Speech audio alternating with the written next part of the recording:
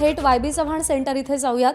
शरद पवार त्यांच्या वाढदिवसांच्या निमित्त शुभेच्छांचा स्वीकार करण्यासाठी वाय.बी. चव्हाण सेंटर इथे पोहोचलेले आहेत। आज अनेक कार्यकर्ते आणि विविध पक्षातले नेते शरद पवारांना वाढदिवसाचं अभिष्टचिंतन करण्यासाठी म्हणून वाय.बी. चव्हाण सेंटर इथे येणार आहेत, त्यांची भेट घेणार आहेत।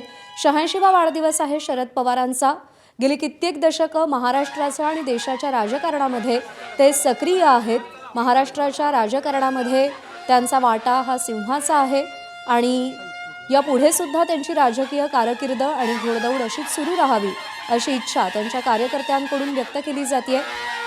परवा सुद्धा दिल्लीमध्ये त्यांच्या वाढदिवसानिमित्त एका पार्टीचं आयोजन करण्यात आलं होतं, जिथे सगळे नेते आपले भेदाभेद विसरून एकत्र आलेले होते। सर्वपक्षीय नेत्यांची तिकडे मांदियाळी होती। काल सुद्धा दिल्लीमध्ये अशाच पद्धतीनं सेलिब्रेशन करण्यात आलं आणि आज शरद पवार महाराष्ट्रामध्ये आहेत, वाय.बी. चव्हाण सेंटरमध्ये ते पोहोचलेले आहेत आणि आपल्या कार्यकर्त्यांच्या, नेत्यांच्या आणि हितचिंतकांच्या गाठीभेटी ते घेणार आहेत, शुभेच्छांचा स्वीकार करणार आहेत।